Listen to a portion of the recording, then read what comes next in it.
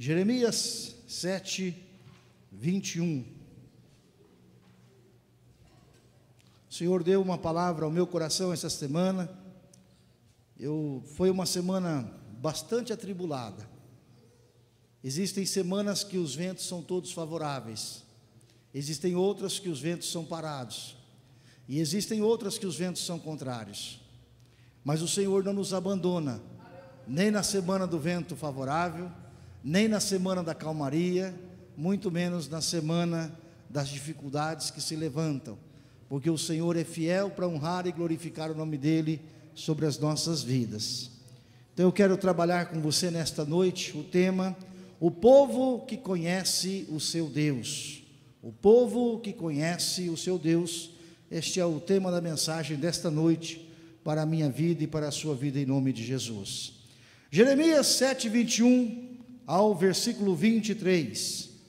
Assim diz o Senhor dos exércitos, o Deus de Israel: ajuntai os vossos holocaustos e os vossos sacrifícios, e comei carne, porque nada falei aos vossos pais no dia em que os tirei da terra do Egito, nem lhes ordenei coisa alguma acerca de holocaustos ou sacrifícios, mas isso lhes ordenei, dizendo: dai ouvidos à minha voz, e eu serei o vosso Deus, e vós sereis o meu povo. Andai em todo o caminho em que eu vos ordeno, para que vos vá bem. Amém, queridos? Ainda com a sua cabeça abaixada, feche seus olhos, oremos ao Senhor.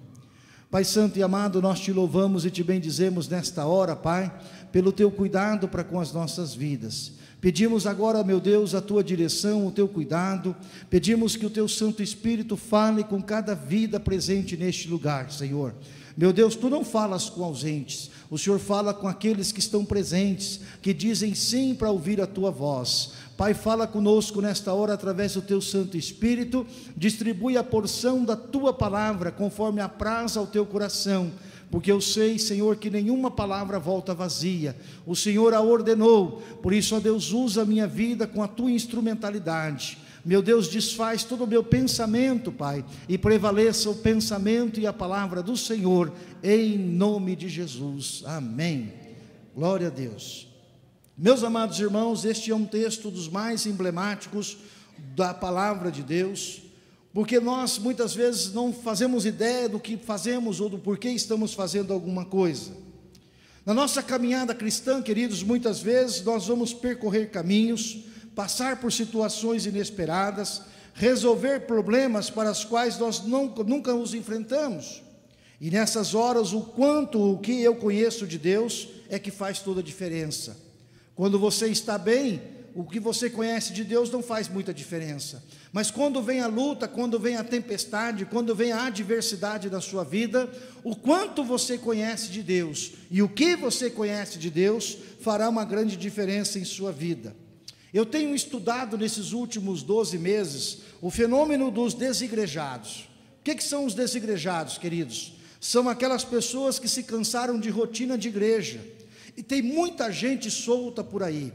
Se você fizer uma pesquisa, na maioria das igrejas do Brasil, mais da metade ou em torno da metade da membresia da igreja não está num culto da igreja num domingo à noite. Na nossa igreja nós temos 220 membros arrolados no hall de membros. E nós não temos os 220 pessoas aqui na igreja. Esse é um fenômeno que nós estamos assistindo em todas as igrejas em todo o Brasil. Nós estamos começando a ter agora o evangélico não praticante. Quando alguém perguntar agora, qual é a sua religião? Antigamente, né, pastor Mauro, a pessoa falava, eu sou católico não praticante. Agora, daqui uns dias, vocês vão ouvir a pessoa falar assim, eu sou evangélico não praticante. Ou seja, eu fui batizado naquela igreja, eu sou membro daquele lugar, mas de vez em quando eu vou, de vez em quando eu apareço por lá, né? Então esse é o fenômeno do desigrejado, gente que se cansou da rotina da igreja, gente que está solta por aí, andando de lá para cá, muitos até desviados do caminho do Senhor, e muitos infelizmente decepcionados com Deus, porque ao longo do tempo em que andaram com o Senhor, não aprenderam a conhecer o Senhor. Mas a grande verdade, queridos, é que as pessoas estão decepcionadas, não é com Deus, e sim com sistemas religiosos que produzem muita informação e pouca vida. Deus usou a vida do profeta Oséias, lá em Oséias 4:6, para alertar o seu povo que a causa das perdas e danos que o povo estava sofrendo era por falta de conhecimento.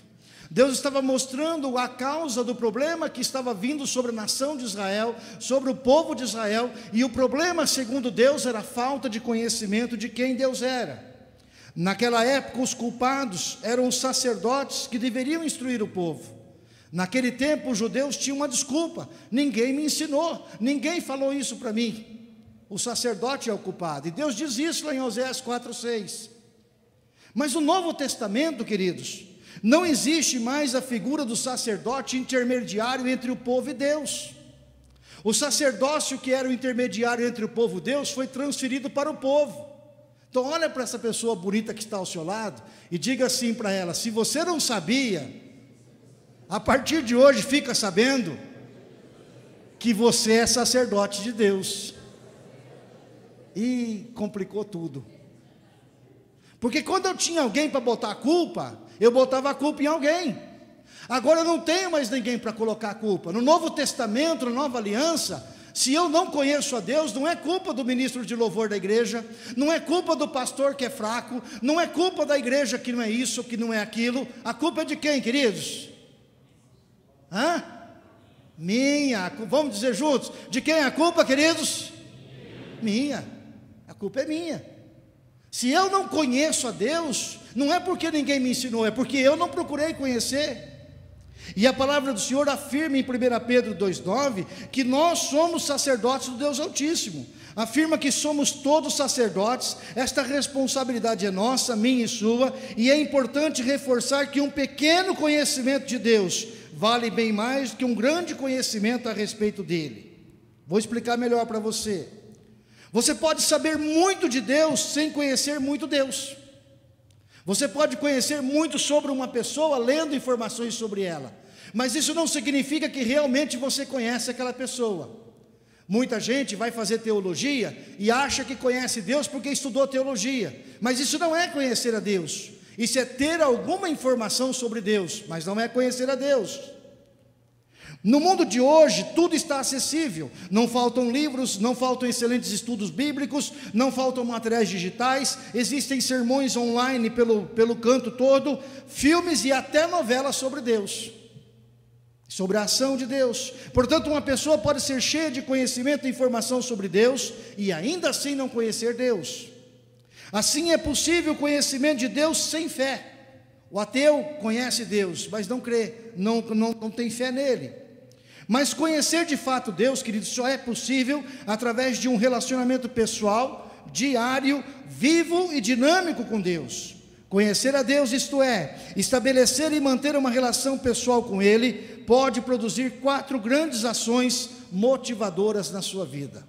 E é sobre essas 4 ações motivadoras que eu quero ministrar ao seu coração nesta noite. Quando esse texto que nós lemos aqui, Deus está falando ao povo de Israel que Deus não quer aquilo, que Deus não tem prazer em fazer o sacrifício e que as pessoas façam o sacrifício. Deus está dizendo para eles que o prazer de Deus é que as pessoas os conheçam. Aí você vai perguntar assim: mas então por que Deus deu a lei para Moisés? Se você for ler um pouquinho antes da lei, você vai perceber que Deus tinha chamado todo o povo de Israel, para todo o povo subir o monte Sinai, todo o povo ter um relacionamento com Deus, todo o povo ouvir a voz de Deus. Não era só Moisés que era para ouvir a voz de Deus, era para todo o povo. Mas a Bíblia diz que quando o povo chegou ao pé do monte, e o povo colocou o pé para subir no monte, o Senhor trovejou com a sua presença, e o povo ficou com medo. E o que o povo fez? Moisés, vai você, ouve o que Deus fala para você, e fica tranquilo, Moisés, tudo que Deus falar para você, nós vamos fazer o quê? Nós vamos cumprir. Não foi isso que o povo falou para Moisés? E quando Moisés ficou lá 40 dias e 40 noites jejuando, buscando ao Senhor, o Senhor se manifestou a ele. Quando Moisés desceu com as leis do Senhor, o que o povo estava fazendo, queridos? O povo já tinha levantado um outro ídolo, fundido um ídolo de metal, e o povo estava dançando e adorando este ídolo que era um Deus falso. Olha como é que a cabeça do povo é, como muitas vezes o povo é inclinado a sacrifício, o povo gosta disso. Mas o projeto de Deus não era esse. Quando Deus vai tirar o povo do Egito para andar na terra prometida, para chegar à terra prometida, Deus diz: eu quero que vocês sejam o meu povo, eu seja o vosso Deus, andem na minha presença, sejam perfeitos, porque vocês são aquilo que eu formei. Eu quero uma nação santa, separada, uma nação que me conhece, uma nação que eu conheço este povo. O projeto de Deus não era levantar um povo para fazer culto e adoração, mas o projeto de Deus era levantar um povo que caminhasse com Ele e cujo estilo diário de vida fosse verdadeiramente adoração. E é o que Deus espera de nós hoje. Deus espera que no meu trabalho, Deus espera que no meu dia a dia eu possa louvar, eu possa adorá-lo, não porque eu estou cantando uma música gospel, mas porque aquilo que eu faço, as minhas atitudes, os meus pensamentos, verdadeiramente são a adoração ao Senhor. Eu posso adorar ao Senhor fazendo negócios, eu posso adorar ao Senhor servindo, eu posso adorar ao Senhor trabalhando, eu posso adorar ao Senhor em todo o tempo, amém, queridos? E o que agrada a Deus não é você fazer sacrifício, o que agrada a Deus é você viver adorando ao Senhor, porque quando nós vivemos adorando ao Senhor, isso faz toda a diferença. Por isso o Senhor deseja levantar um povo para si. E o que Deus faz para mostrar que para Deus isso não tem importância? Essa história de sacrifício. Deus permite que a Babilônia invada Jerusalém, e Deus permite que eles destruam o templo completamente. Até hoje a Arca da Aliança não foi achada, até hoje o templo foi destruído. E aí Deus levanta aquele povo e leva aquele povo para uma terra estranha, leva aquele povo para morar na Babilônia, e ali Deus levanta um homem chamado Daniel, junto com outros 3 grandes amigos, e a partir dessa relação com eles, Deus mostra o que Ele quer fazer comigo e com você.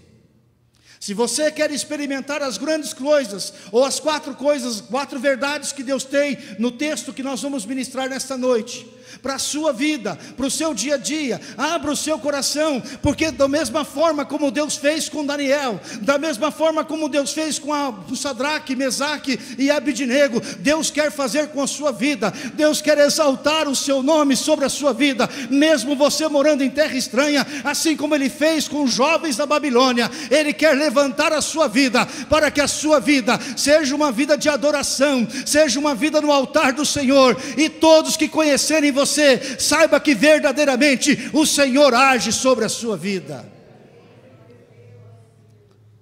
Se você puder conhecer a Deus, se você caminhar com o Senhor, se você se colocar nas mãos do Senhor, se você permitir que o Senhor use a sua vida, 4 grandes coisas vão acontecer na sua vida.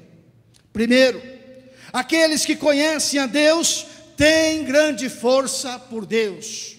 Aquele que conhece a Deus tem grande força por Deus. Queridos, nós precisamos, há momentos em nossa vida que nós estamos fracos, há momentos em nossa vida que nós não temos força para suportar a adversidade da semana, mas quando nós conhecemos o nosso Deus, o conhecer de Deus, o andar com Deus, a comunhão com Deus, vai produzir em nós a força que Deus produz em nossas vidas. E é exatamente isso que Deus fez.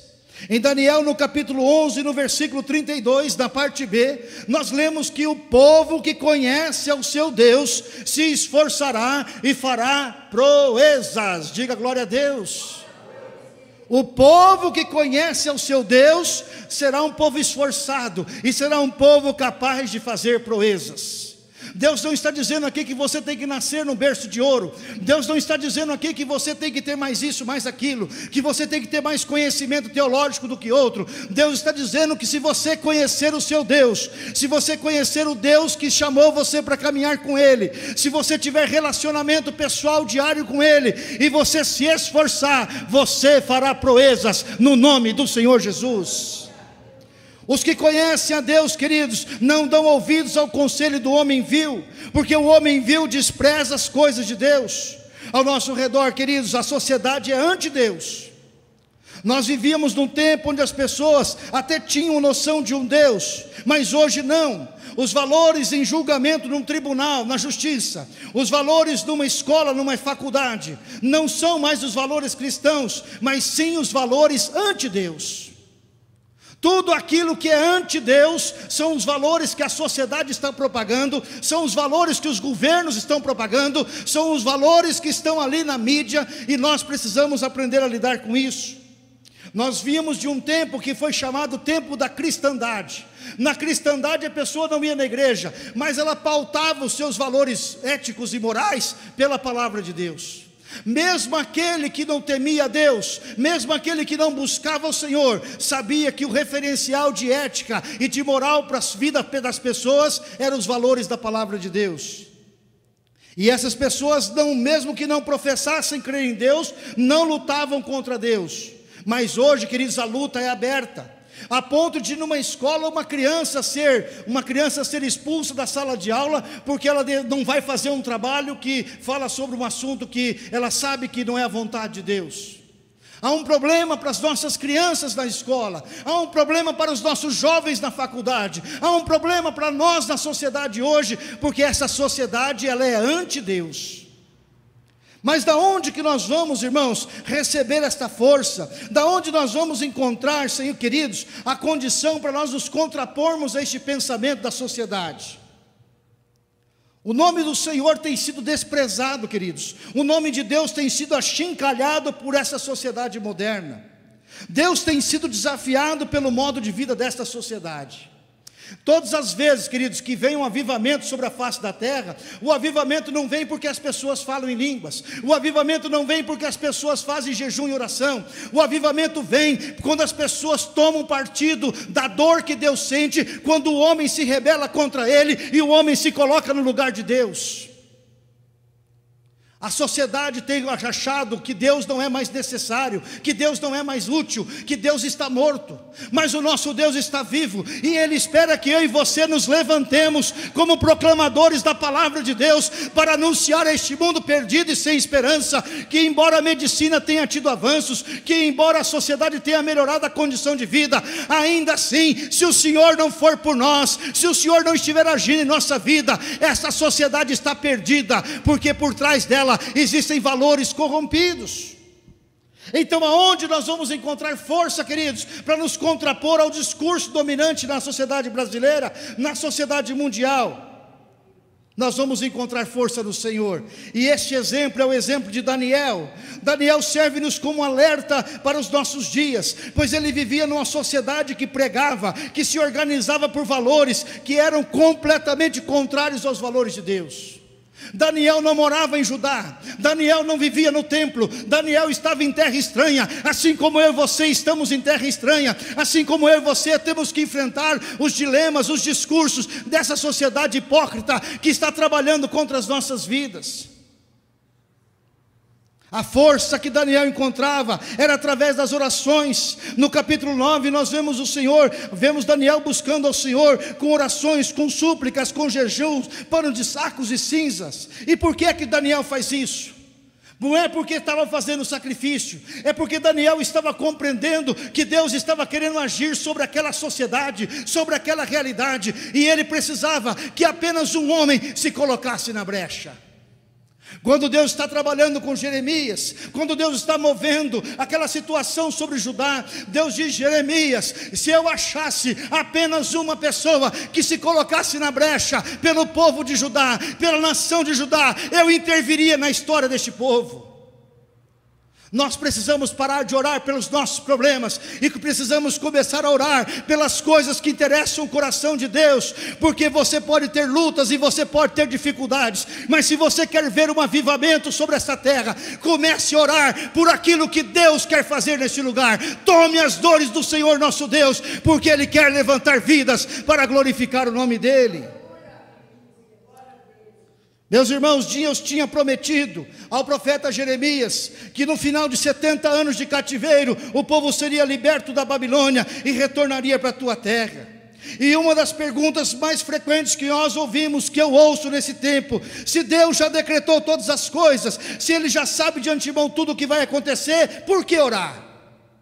Por que Daniel estava entrando em oração, em jejum e buscando ao Senhor 21 dias, se Deus já tinha decretado que ao final de 70 anos o povo voltaria para a terra de Judá? Não era só confiar na promessa de Deus? Não, porque entre a promessa de Deus e a realização da promessa, existe a batalha no campo espiritual, que impede que a promessa de Deus se manifeste na terra. Deus chama Abraão e fala assim: Abraão, a sua descendência será numerosa, ela vai tomar posse de uma grande terra, mas Abraão, o teu povo ficará 400 anos no Egito. E quando você lê depois a história que Moisés está contando, Moisés diz que o povo ficou 430 anos. Ou Deus não sabe fazer conta, ou Moisés não sabe fazer conta.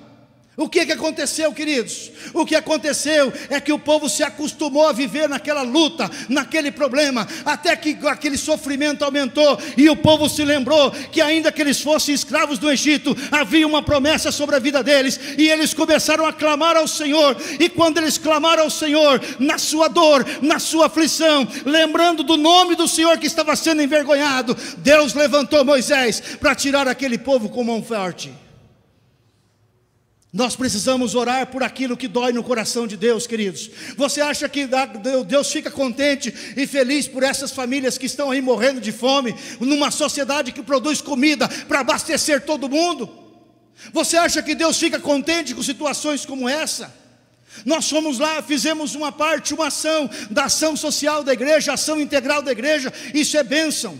Mas se nós queremos ver este problema resolvido, nós precisamos orar, porque isso ofende o coração de Deus. A miséria, o egoísmo, as coisas que o homem faz ofendem o coração de Deus, queridos.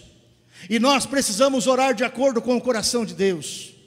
Sabe uma coisa que eu tenho aprendido, querido? Que quando você é humilhado, quando o inimigo está fazendo gato e sapato da sua vida, o nome do Senhor não está sendo engrandecido. E Deus, como um pai, toma as dores do filho, e Deus espera apenas que você se levante, e você saiba que você tem um grande Deus, um Deus que pode todas as coisas. Você se coloque na brecha, porque Ele quer honrar a tua vida.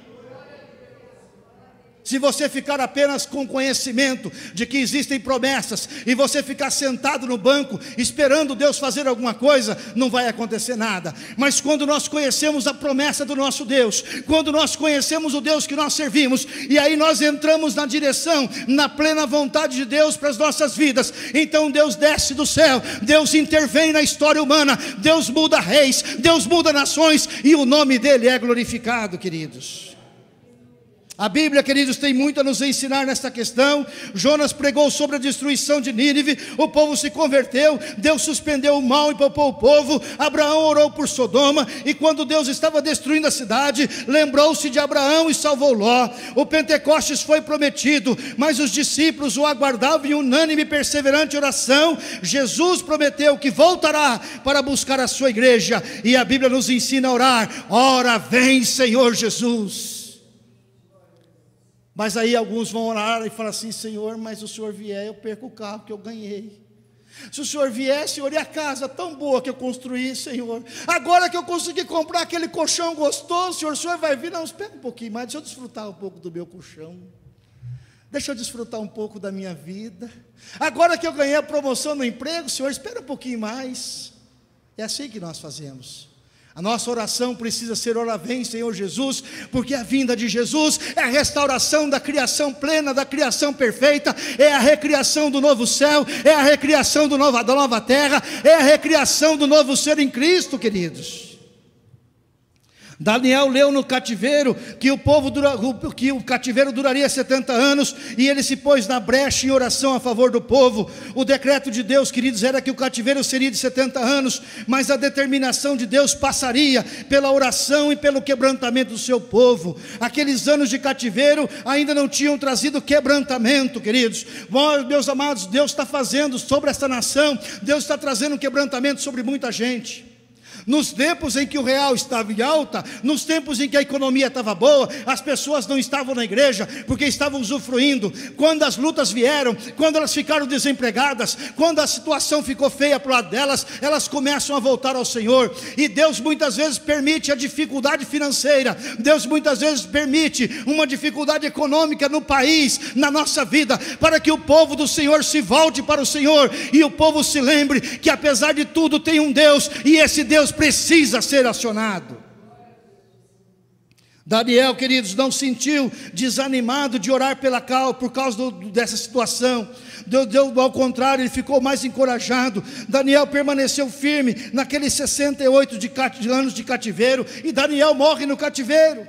Ele foi provado, mas nunca sucumbiu ao pecado. Algumas vezes preferiu a morte a pecar contra Deus, e Deus o honrou. A Babilônia caiu, mas Daniel continuou de pé. E ainda no Império Medo-Persa, o segundo homem mais importante daquela nação foi um homem de Israel. Um homem que temia ao Senhor, que não tinha nada a ver com aquele povo, foi um homem exaltado.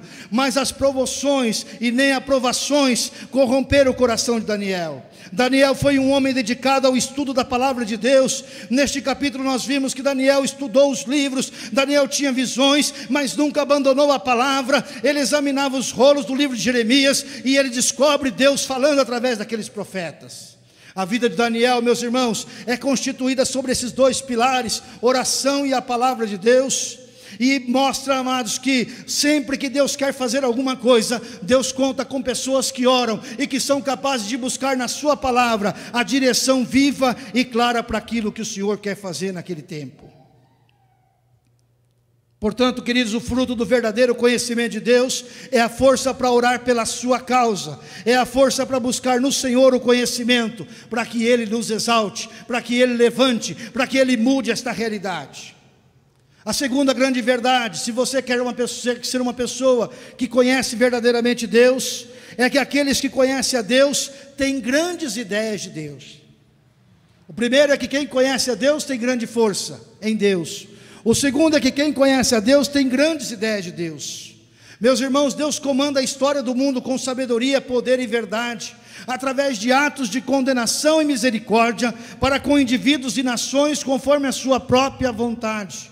No meio daquela geração perversa e estranha, Deus levantou Daniel e deu a ele a capacidade de discernir o que os outros não conseguiam enxergar. Deus revelava a ele em sonho, em visões, o que ia acontecendo. Meus irmãos, Deus é plenamente soberano.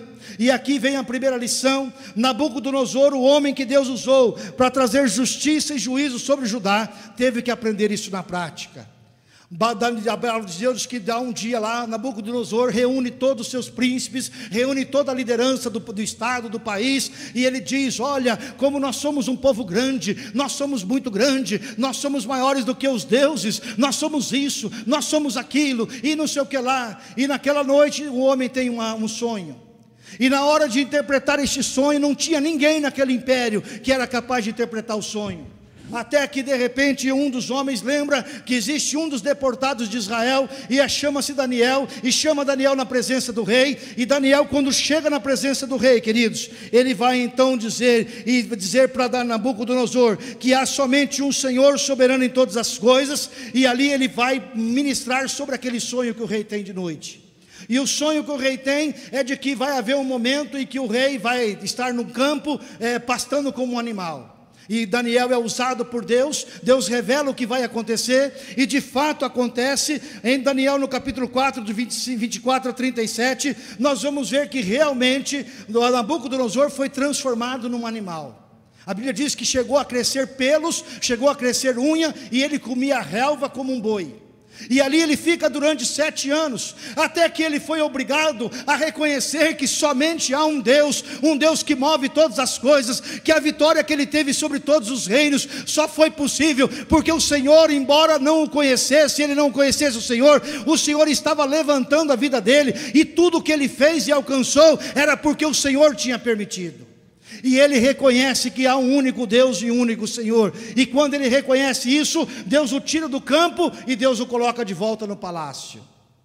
Mais tarde, passam-se alguns anos, Belsazar, o seu filho, vai se vangloriar dos grandes feitos da Babilônia, manda fazer uma festa e traz os cálices de ouro do templo para poder se alegrar naquele bacanal. E ali naquele momento o Senhor traz um julgamento naquela nação, e com o dedo de Deus escreve-se 4 palavras lá na parede, e aí o rei fica intrigado e manda chamar novamente Daniel, e Daniel traz a sentença de Deus para aquele rei perverso, e diz: o reino foi passado de ti, foste pesado na balança e foste achado em falta, o reino foi passado de ti. E naquela mesma noite aquele homem morreu. Naquela mesma noite aquele homem morreu, e naquela mesma noite acabou o fim do Império Babilônico, e ali Deus levantou uma nova geração, Deus levantou um novo rei, Deus levantou Dario, depois Deus levantou o rei Ciro, e Deus usou plenamente a vida daquele povo, queridos. Mas sabe o que acontece? Hoje você pode pegar um avião e ir até Israel, Israel está lá. Mas eu duvido você conseguir chegar de avião, andando a pé, até onde está Nínive, até onde está a Babilônia, porque a Babilônia foi completamente destruída, porque aquele lugar, aquela capital não existe mais, porque Deus levanta, mas Deus também abate. Deus faz com que pessoas possam ocupar posições como presidente de uma república, mas Deus pode fazer com que essa pessoa caia da noite para o dia.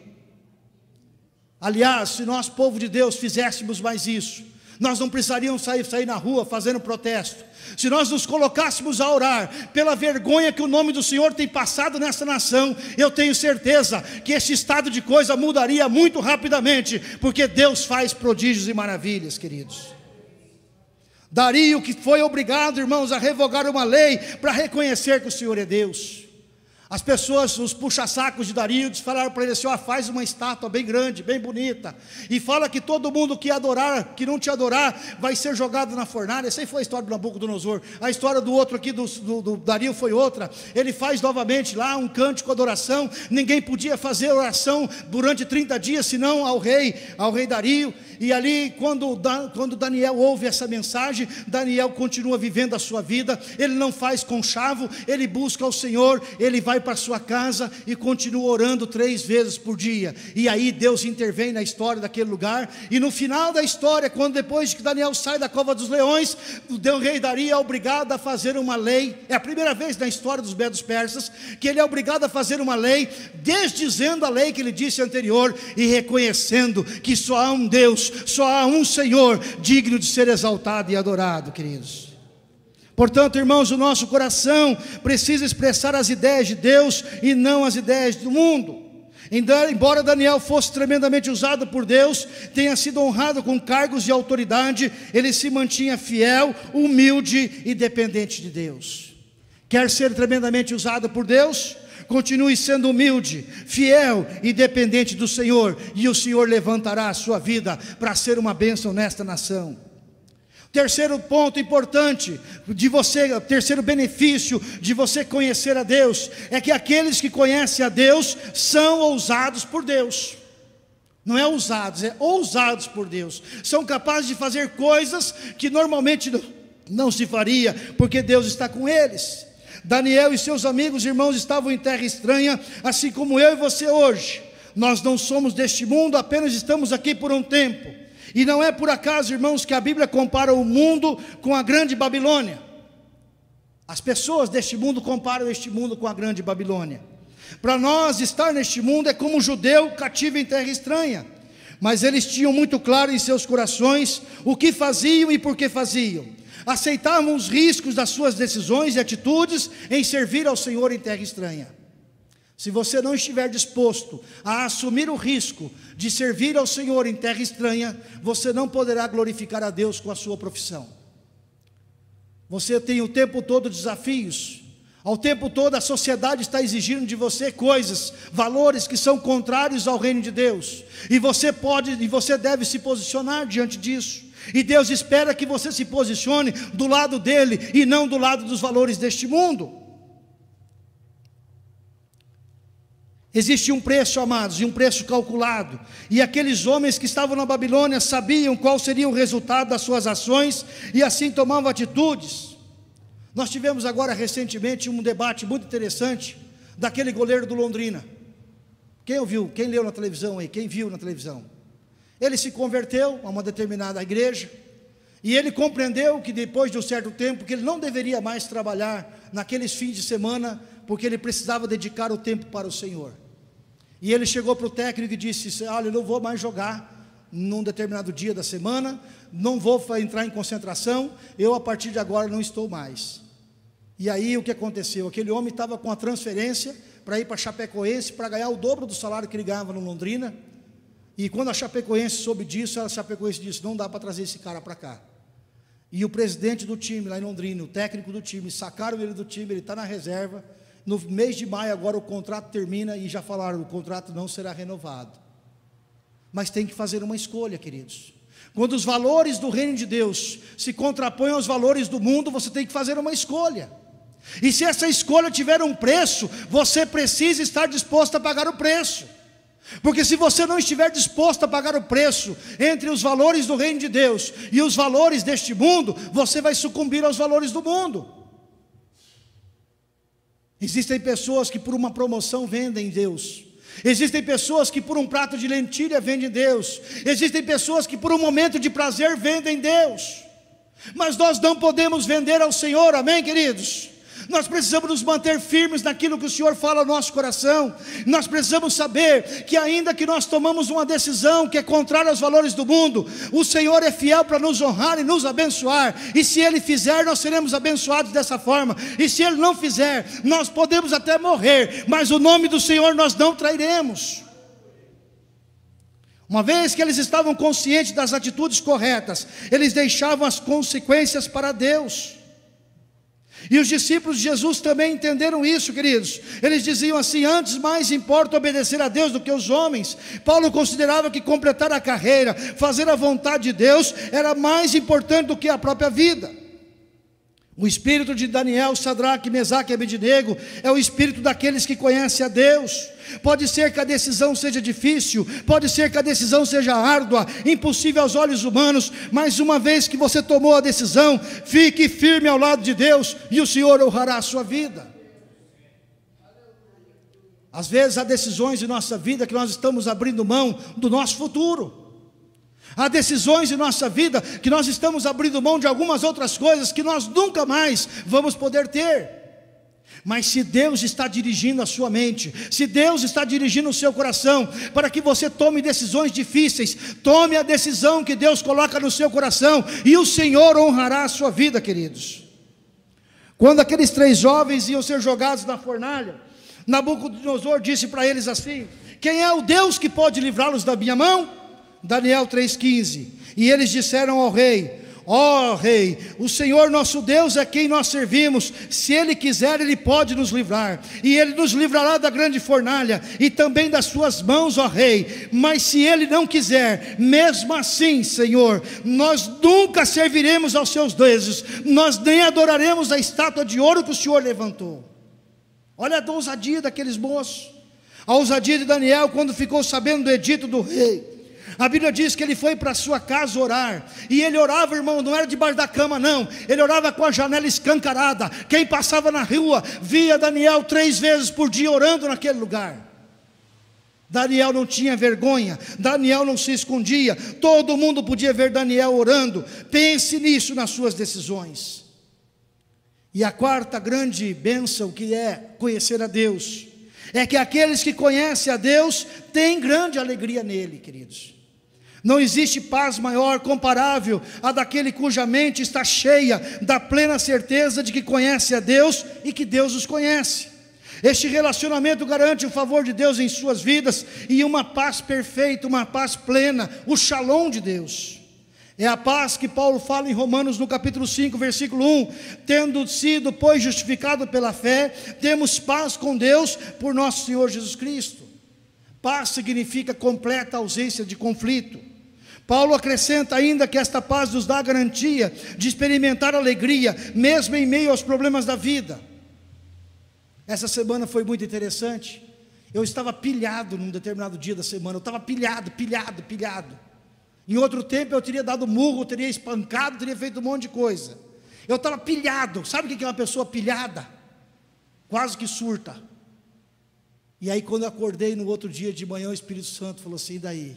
Vamos fazer diferente hoje? Você vai deixar eu fazer ou vai ficar fazendo por mim? E aí, como é que a gente faz? Põe na mão de Deus, né? Por que a gente tem que fazer aquilo que Deus não quer que a gente faça? Por que a gente tem que assumir coisa que Deus não quer que a gente assuma? Por que a gente tem que lutar a luta que Deus não quer que a gente lute?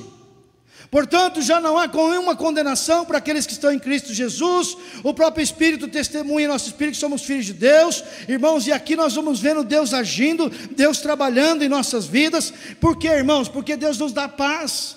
Ele fala que nós somos filhos, que nós somos herdeiros. Nós fala que aquele que nós somos, que alguém que pode passar por sofrimento, passar por luta, porque Deus está agindo em toda coisa, e tudo aquilo que Deus permite é para o nosso bem, amém, queridos?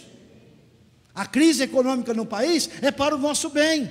Os problemas que você está enfrentando é para o seu bem. A luta que eu tenho que enfrentar é para o meu bem. Nós sabemos, irmãos, que Deus age em todas as coisas para o bem daqueles que o amam, para o bem daqueles que foram chamados para o seu propósito. Daniel entendeu isso. Quando Daniel está orando ao Senhor na Babilônia, ele entende que aqueles 70 anos não foram perdidos, porque durante aqueles 70 anos, embora eles não pudessem adorar ao Senhor, eles foram capazes de desenvolver coisas novas, e eles saíram da Babilônia conhecendo muito mais quem era Deus, do que quando eles entraram naquele lugar. A dificuldade que você está passando, a prova que você está passando, eu afirmo para você com toda certeza, que no final dela, você vai cantar o hino da vitória, e você vai reconhecer, que você conhece muito mais Deus, do que quando você entrou na prova. Quem fará alguma acusação ou contra os escolhidos de Deus? Pois é Deus quem justifica. O Paulo diz em Romanos 8,38: pois estou convencido de que nem a morte, nem a vida, nem os anjos, nem demônios, nem o presente, nem futuro, nem quaisquer outros poderes, nem altura, nem profundidade, nem qualquer outra coisa na criação será capaz de nos separar do amor de Deus que está em Cristo Jesus nosso Senhor.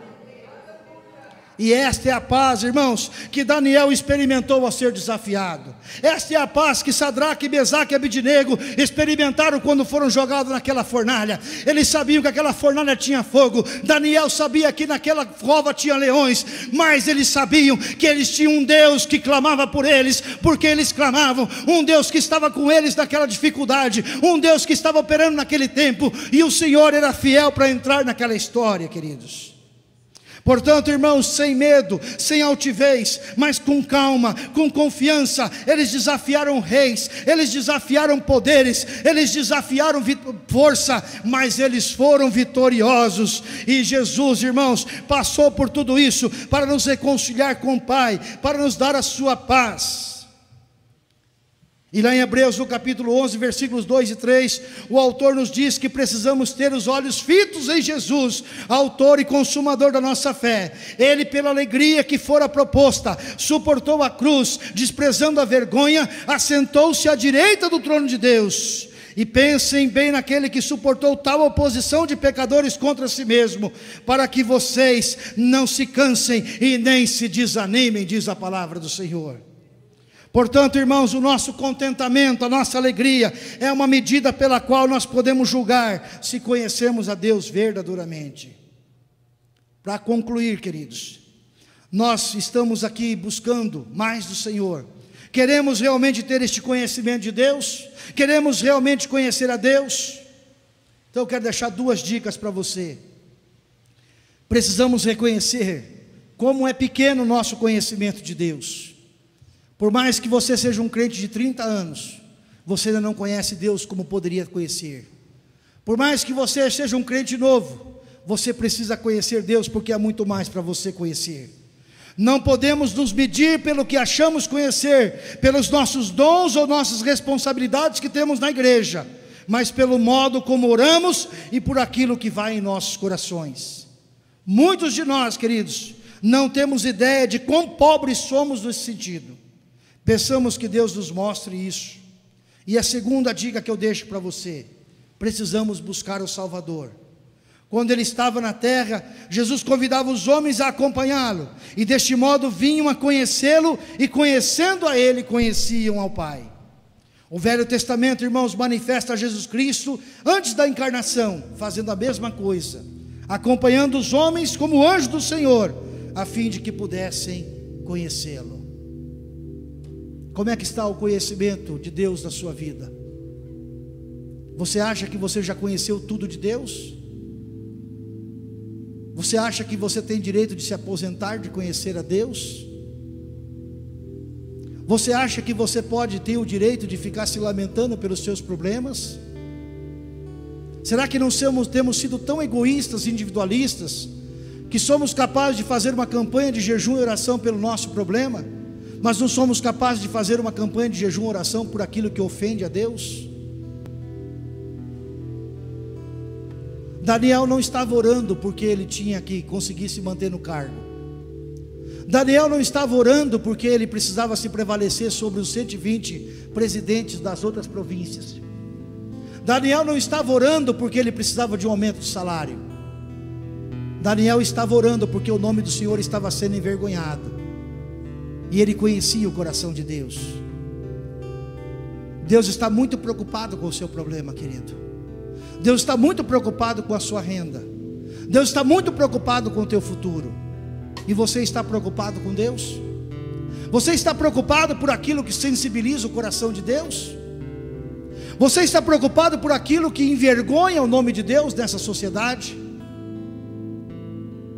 Ou nós já nos esquecemos disso, nos acostumamos a ver tanto roubo, tanta bandalheira, que nós também passamos a fazer igual, a ponto dos nossos deputados do Congresso Nacional, que se dizem cristãos, são mais corruptos do que os outros que não são, são mais safados, mais sem vergonha do que os outros que não são. Conheço alguns deles, conheço homens que dizem: eu não creio em Deus, mas são íntegros, são sérios, são honestos. E conheço uns que dizem: eu conheço Deus, e guardam dólar na cueca. É por isso, irmãos, que Deus está trabalhando nessa terra. Deus não quer levantar uma igreja para ser uma igreja de emoção.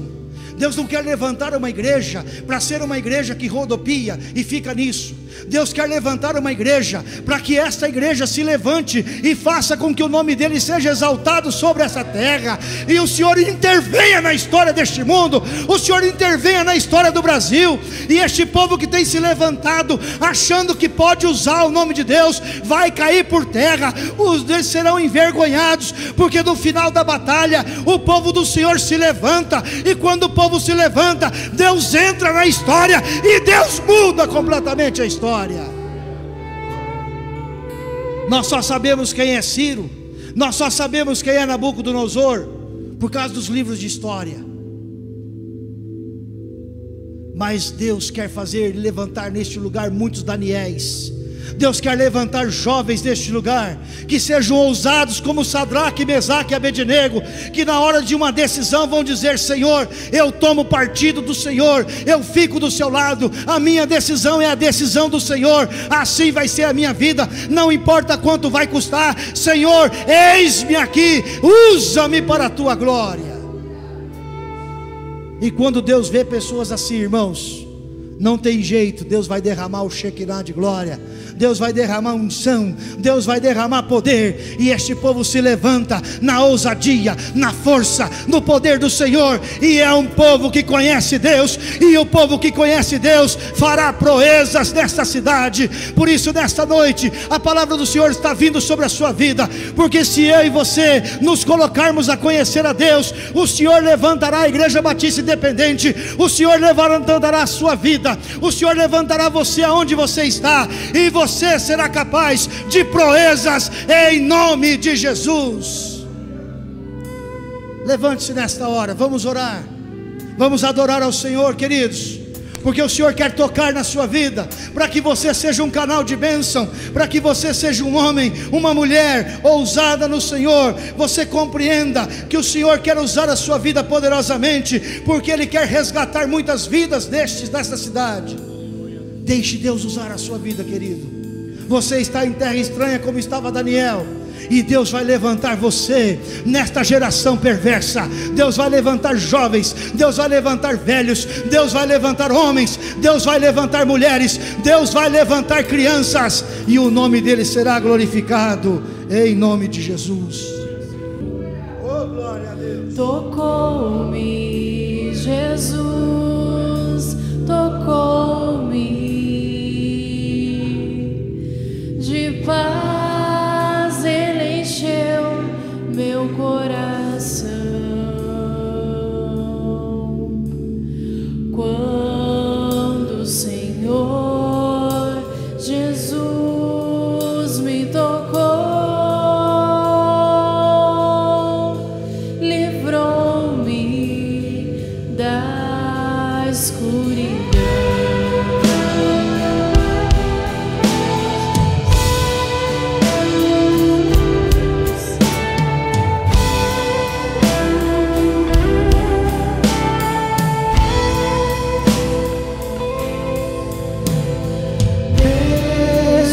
aceitei a Cristo e senti teu terno amor. Tenho achado paz e vida, pra sempre cantarei em seu louvor. Tocou-me, Jesus, tocou-me, de paz Ele encheu meu coração. Quando o Senhor Jesus me tocou, livrou-me da escuridão. Tocou-me, Jesus, tocou-me, de paz Ele encheu meu coração. Quando o Senhor Jesus me tocou, livrou-me da escuridão. Ele me tocou. Louvado é o teu nome, Jesus. Pai Santo, nesta noite, Senhor, aqui estão, Senhor, homens e mulheres, Pai, que querem caminhar mais ao teu lado, que querem conhecer mais o Senhor, Pai. Ó Deus, que não se contentam apenas em saber que o Senhor existe, que não se contentam apenas em saber que o Senhor é soberano, que tem uma Bíblia na sua casa e a lei, mas um povo, ó Deus, que quer conhecer ao Senhor, de relacionamento, de contigo andar, de falar contigo todos os dias, de se importar com aquilo que importa ao teu coração. Por isso, Deus, aqui está a igreja, Pai, nesta noite, reunida neste lugar, porque não vieram ouvir um pregador, não vieram fazer um serviço religioso, mas vieram nesta noite, neste lugar, porque amam verdadeiramente ao Senhor, Pai, porque querem ser cheios do teu Santo Espírito, transbordantes do teu Santo Espírito, Pai. Ó Deus, aqui há pessoas nesta noite que estão sedentas de conhecer mais a Ti, e a estas, Pai, eu te peço em nome de Jesus, que nesta madrugada, que nas madrugadas desta semana, em sonho, em visões, em revelações, o Senhor se mostre completamente a elas, Pai. O Senhor levante neste lugar os profetas da Tua casa, o Senhor levante neste lugar os profetas para esta cidade, os profetas para esta nação, os missionários da Tua obra, Pai. Ó meu Deus, cobre cada vida que está presente neste culto, Pai. Meu Deus, impacta completamente essas vidas, para que possam receber o Teu toque, para que possam, ó Deus, ouvir a Tua voz, para que possam abrir as suas bocas e falarem com o Senhor, Pai, e compreenderem que a Sua vontade é boa, a Sua vontade é agradável, a Sua vontade é perfeita. Ah, Senhor, o Senhor quer transformar a nossa nação, o Senhor quer transformar vidas ao nosso derredor. Nosso Senhor quer usar nós para que nós possamos fazer esta obra, Pai. Mas nós reconhecemos nesta noite que nós precisamos andar mais contigo, que nós precisamos te conhecer de mais perto, Pai.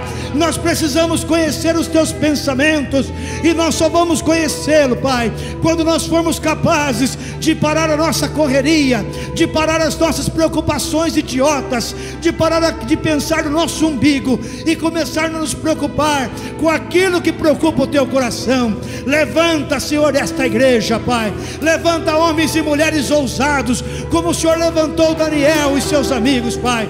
Homens que não têm medo de proclamar a Tua palavra, homens que não têm medo de tomar uma decisão. Levanta, Senhor, a Tua igreja. Glorifica, Senhor, o Teu nome sobre esta cidade. Eu profetizo em nome de Jesus que aonde você andar, as pessoas vão reconhecer que Deus está agindo na sua vida, que o Senhor teu Deus é contigo, e que porque o Senhor é contigo, não há demônio, não há impedimento, porque o Senhor teu Deus vai levantar, o Senhor teu Deus vai te usar, e todos saberão que há um só Senhor, há um só Deus, que reina soberano sobre todas as coisas, porque nada e nem ninguém pode impedir os planos e o agir de Deus nesta nação, na nossa vida. Louvado e bendito é o nome santo e poderoso do Senhor. Aplauda ao Senhor, porque Ele está levantando neste lugar uma geração de homens ousados, uma geração de gente ousada, para que o seu nome seja glorificado, em nome de Jesus. Aleluia. Glória a Deus. Aleluias. Amém, queridos. Deus vai fazer um rebuliço nesse bairro do Água Verde através dessa pequena igreja aqui, viu? Às vezes eu fico ouvindo, porque tem a igreja ali que é grande, tem a outra que é grande. Deus não precisa de grande igreja. Deus precisa de homens e mulheres que sentem a dor que Deus sente. Deus precisa de homens e mulheres que dobram o seu joelho para sentir o que Deus sente. E quando nós fazemos isso, irmãos, Deus intervém na história, e de um pequeno povo Deus levanta grandes homens, Deus levanta grandes mulheres. Será assim em nome de Jesus. Aleluias. Glória a Deus, aleluias, amém, glória a Deus.